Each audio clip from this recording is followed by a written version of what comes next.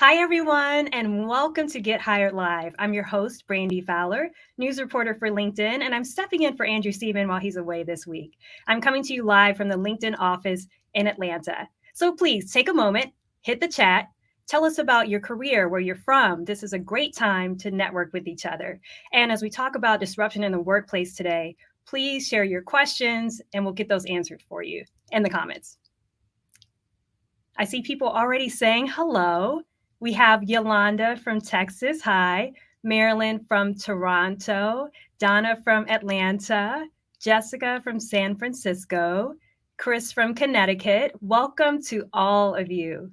All right, let's get started. We have an amazing guest today. She's perfect for this topic. Whitney Johnson is the CEO of Disruption Advisor. She is a globally recognized thought leader, a executive coach, consultant, keynote speaker. She's also the host of podcast Disrupt Yourself. And on top of all that, she's been a LinkedIn top voice since 2019. Whitney, welcome to the show. Brandy, I am delighted to be here. Thank you for having me. So excited that you're here. Just to help us kick things off, can you tell us why you wanted to specialize in disruption to help people get through it and to understand it? Yeah, well, I had the immense privilege of working with Clayton Christensen. So he wrote a book called The Innovator's Dilemma. He was at Harvard Business School, and he was the father of disruptive innovation. And I worked with him for about 10 years. And as we were working, I had this big insight, this big aha, that disruption wasn't just about products and services and companies and countries, but it was also about people. And so the work that I have done for the last 10, it's actually starting to go on 15 years, is to really think about what is personal disruption and how do you disrupt yourself in order to be able to be disruptive in the marketplace. You know, one of the things I think that we all discovered in 2020 is just what disruption looks like. And I was just wondering, Yes. what are some issues that you see now in the workplace that can cause disruption? Well, Brandy, do you have all day? Because we could go on all day. So, as you just said, we have the pandemic, but then you have, remote work, flexible work, hybrid work, getting a promotion, getting a demotion, getting a raise, moving to a new city, getting a new project, being in a hotel room that does not have a desk from which you need to do a LinkedIn Live. As you can all see, I am sitting on the floor. I mean, we have disruption continually. And so there's this opportunity for us to disrupt ourselves continually as well. That actually made my anxiety go up a little as you were talking about all of those things, because there have been so many changes. You're a big proponent of the S curve of learning. Can you talk about that, the concept? Mm. Yeah. So as we were investing with Clayton Christensen, and I told you I had this aha that disruption wasn't just about products and services, it's about people. I had another aha as we were using the S curve. Some of you are familiar with it. It was popularized by Everett Rogers back in the 60s, and he used it to figure out how groups change over time. And we used it to figure out how quickly innovations would be adopted. But the insight, the aha for me, is that we could use the S curve to help us understand how we learn and how we grow. And very quickly, there are 3 phases. And so whenever you start something new, you're at the launch point of the S curve. You're just starting. And so growth feels like it's not happening. It's happening very fast, but it feels like it's not happening. And so the experience that you have is overwhelm, discouragement, frustration, imposter syndrome. The experience is slow. But then as you put in the effort, you tip into the sweet spot of the curve, that sleek, steep back of the curve where it feels exhilarating. And this is the place where growth not only is fast, it feels fast. That's why we call it the sweet spot. And then there's the third phase of the curve. This is the top of the curve where growth actually starts to slow down. You're very, very good at something. You've accomplished what you set out to do. You start to get a little bit bored. And so the experience you can have is, I'm really good at this, but I feel like I can no longer keep doing it because growth at this point is in fact slow. So a very simple way to think about it, a simple visual reminder is slow, fast, slow is how you grow. And it gives you this way to trace the emotional arc of growth. Yeah, I love that. And is the concept rooted in basically like not looking at disruption as this thing that's going to knock you down, but this actually concept that can help you grow? Absolutely. So when you're thinking about growth, you've now got this map to get smart about your growth. And disruption it can be something that pushes you off the curve, if you will. I mean, during the pandemic, we were all pushed off the curve. But if you can look at it as a way of saying, this micro disruption, this disruption is something that's going to be the catalyst for me to grow, then it becomes very positive. And very quickly, it's so exciting because psychologists have said that after a period of severe stress, like a pandemic, there's often tremendous growth. We were disrupted, but in being disrupted, we learned how to disrupt ourselves. And so we're now in this place where we can do these micro disruptions much more readily, and we can grow more quickly. That's so, so good. I love that. I love that. I want to take a minute to say hello to a few more people. Anthony from California. Hello. Mitchell from Texas. Rita from Boston. Paul from Florida. Lamar from South Carolina. Catherine from Arizona. Fred from New Jersey. Hello. Thank you for joining us. Okay, just to go back to the conversation. So you experienced disruption in the workplace. What is the first thing you should do? The very first thing you should do is say to yourself, I feel awkward. I feel uncomfortable. I feel completely out of my depth. And this is normal. I think that's the first and most important thing you can do. If you go back to the launch point of that curve, again, the growth is happening, but it's not apparent. So it feels slow. And when you can know that it's normal to feel awkward and uncomfortable, that allows you to say, oh, there isn't something wrong with me. I've done something wrong. It's just, oh, here's where I am. I'm doing something new. And that's the very first thing that you want to do is say, situation normal. I am at the launch point of my growth curve. I think that is so great. And I keep saying, I love that, but I do. I love just everything that you're saying because it's so true about disruption. You can feel very stressed, and these are important things to know about it. So when you are dealing with disruption in the workplace, excuse me, should you talk to a manager about it, and how should you communicate that? Absolutely, you should talk to your manager. I mean, that's part of your ability to navigate a situation is to bring your stakeholders on board. And what's so useful about this S curve of learning is because it is simple, because it's visual, it gives you this tool, this artifact to have a conversation with your manager. So you can say to them something like, hey, just got a promotion, or we're moving to a new city, or there's some disruption has taken place. And I wanted to talk to you about this. And the experience that I'm having right now is I feel like I'm at the launch point, and I'm feeling a bit awkward and not and out of my depth. But here's what if you're in that place, you know that at the launch point, you need support. And so you can say, because I'm at the launch point and this is a situation normal of doing something new, I need support. And it can look like a number of different things. It can look like training. It can look like, I need you to give me more feedback than you might give someone who's further up the curve. It might be, I just need words of encouragement. Now, why did you put me in this role again? And also the importance of valuing the experience, that ability to say, why are we doing it like this? And instead of saying, go do your work, say, that's interesting. I hadn't thought of that before. And so by giving people support, the words of encouragement, the training, you as a manager know what to do if the person who's saying, I'm on a launch point, I'm doing something new, if you will have that conversation. Because when you know where you are, you know what's next, both as an individual and as a manager. Yes, so helpful for both sides. It's important to go in with specifics about what you need. Absolutely. I want to take a moment to say a few more hellos to more people that have popped in. Elizabeth from Miami, Sarah from Virginia, John from Atlanta, Carolyn from Missouri, and Carlos from Quebec. Hello, thank you for joining us. And I'm going to go back to our conversation now. You refer to the great reshuffle as the great aspiration, which again, I love. It's a positive way to look at it. Can you elaborate on what you meant by that? Absolutely. So one of the thoughts that I had as I was observing all that's happened over the past couple of years is, and because I specialize in disruption, I'm looking at this, analyzing and observing it, as the discovery that I made is that as we were disrupted, as we adapted and we discovered some things about ourselves, some really positive things. We discovered that we're more resilient than we thought we were. We discovered different ways of configuring our life and our work and where we work and how we work. We discovered all sorts of things about ourselves. And so when you talk about the great reshuffle or the great resignation, there's some element of people are just giving up. And that's not what I'm seeing. That's not what I'm experiencing. What I'm experiencing are people saying, I've discovered that I am capable of more. personally, I'm capable of having more in my life, in my career, with my family, with my loved ones.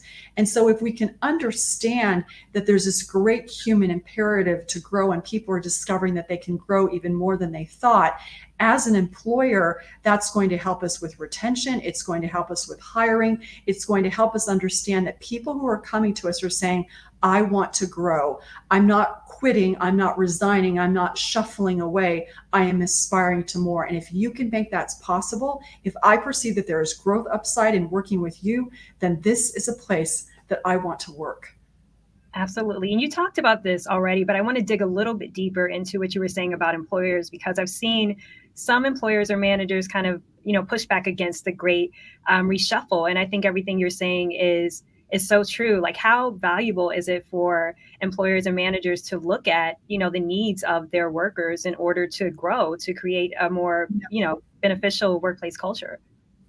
Well, Brandy, it's a both and, isn't it? Because as an employer, as a company, you do have a mandate to make money, to be profitable, to for all of your stakeholders, and if you're a public company, even more for your shareholders. So it's definitely a both and. But let me give you a great example of trying to find that balance.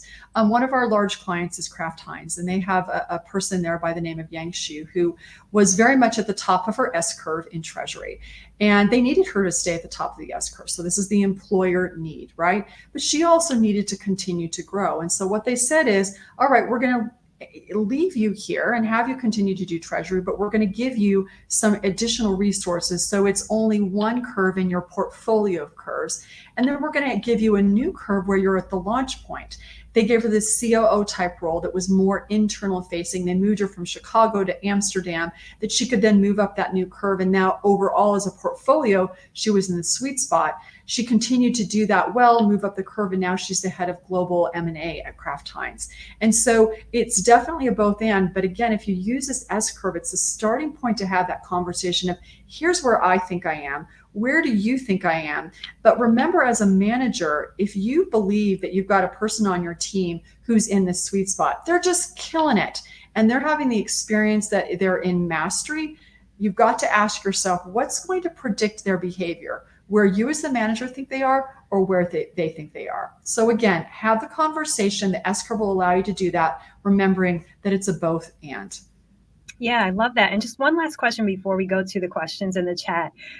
We talked about this a little bit too, but again, I want to go a little bit deeper. How can how can an employee use challenges in the workplace for personal growth? Is it the start of Mhm. it brainstorming, or is it, using skills that they have or building skills? What would you suggest?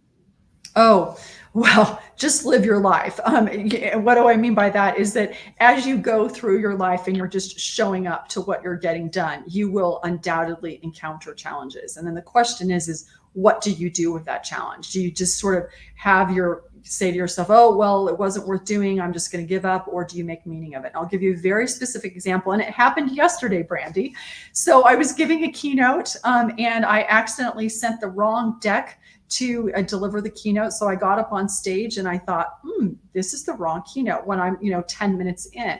So what was I going to do in that moment? I needed to adapt. I needed to demonstrate resilience, this thing that I talk about, this thing that we're saying is so important to do. But what I then here's where the learning came in. When it was over, I could have said, oops, I messed up. I need to do it more perfectly next time. And of course I do. I hold myself to a high standard. But there was also the metric of, did I learn how yesterday to become more resilient? And did I model for people as I was on stage in real time how to become resilient and have it not be about me, but to continue on and to figure out how you're going to move forward when you have things unexpectedly happen.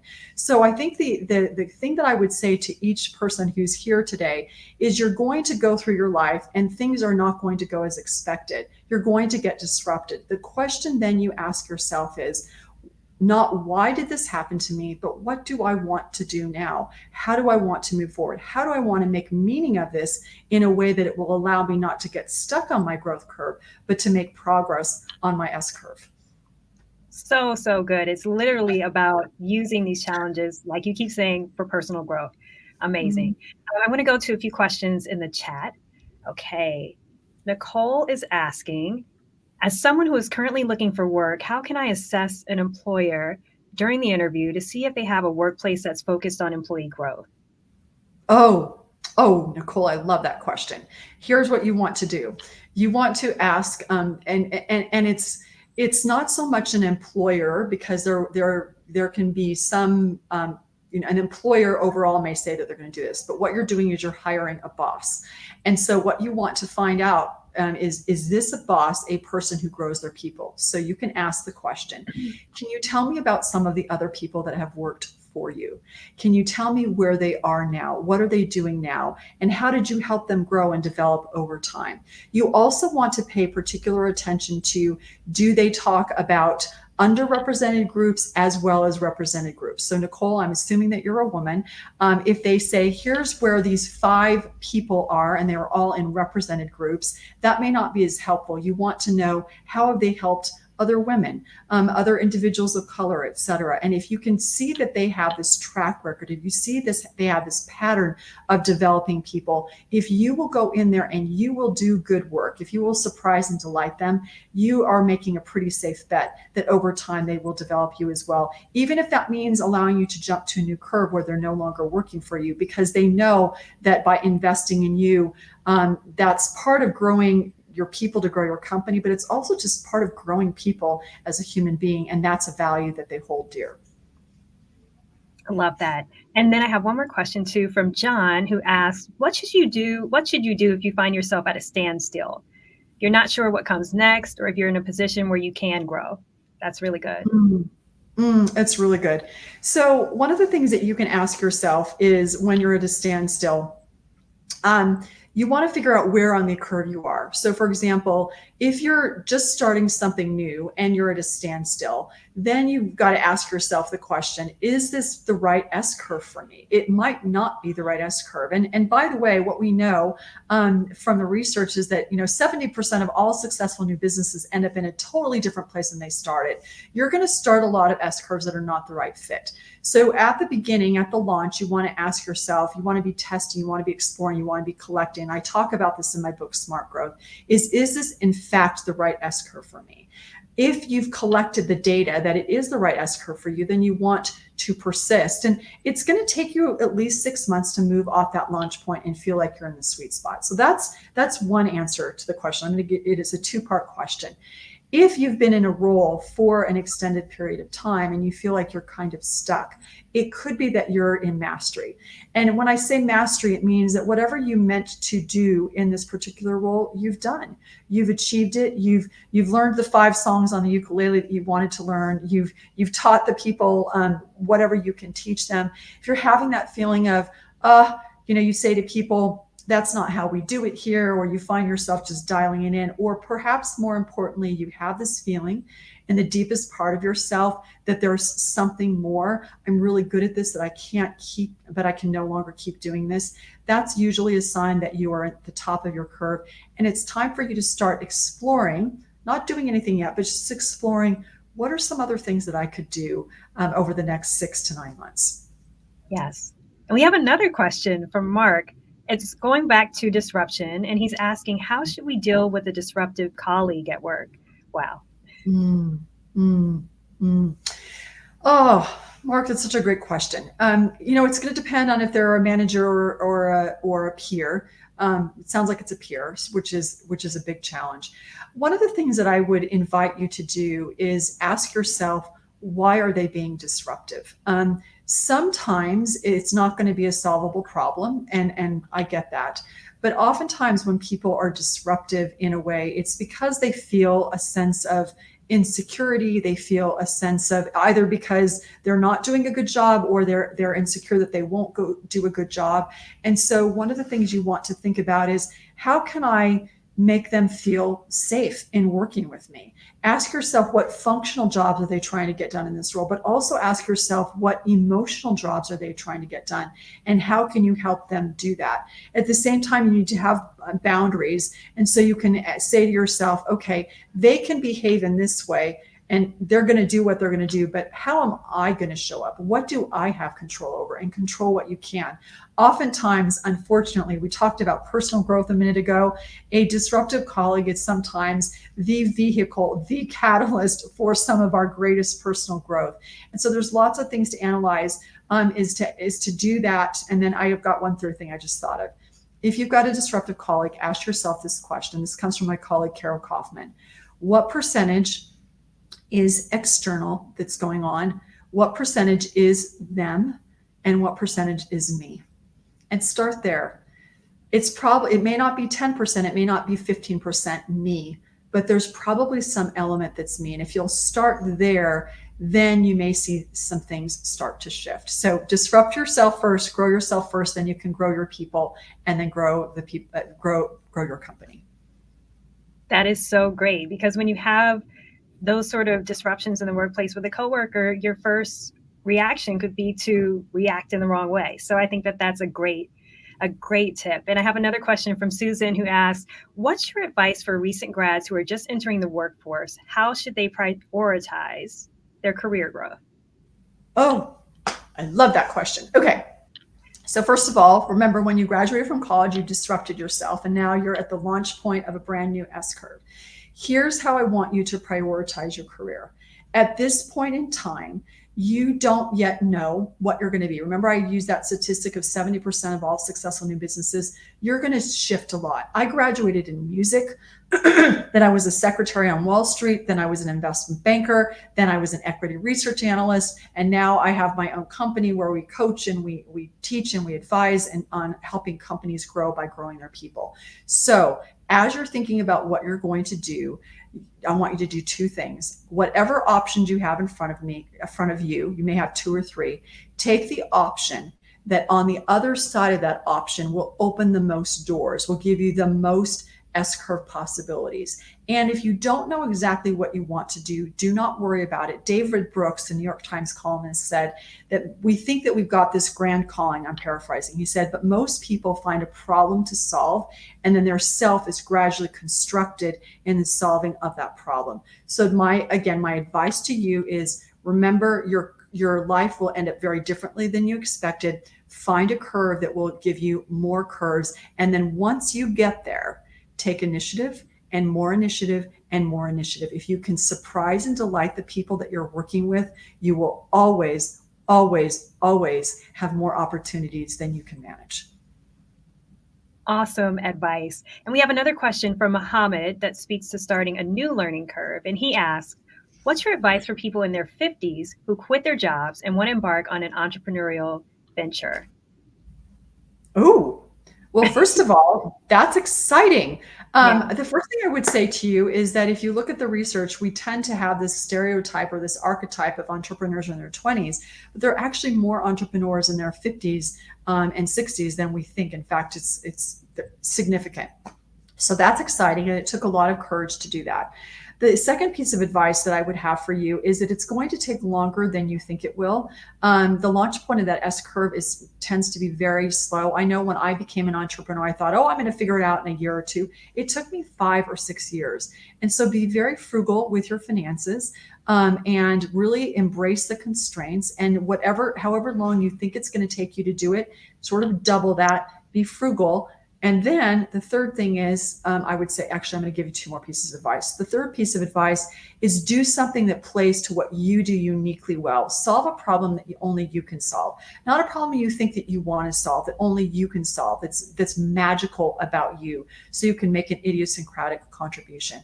And then the fourth thing I would say is, if this is something that you really want to do, then persist. And remember that it's the launch point situation normal. You're going to have lots of days where it feels lonely and scary. But if this is something you feel called to do, then surround people with you, around you, and then go forth and climb that curve. Yes. And we have time for one more question. And so this one comes from Mary, who is asking, what is the best strategy for approaching your leadership team with new ideas for growth in a somewhat antiquated system? Yes, it's a great question, because when you're trying to do something new, you're straddling the old and new. So the very first thing that I would encourage you to do, and I'm going to paraphrase right now, there's a quote from Leo Tolstoy, is to remember the shoulders that you stand on, the shoulders of yesterday, because they're making today possible.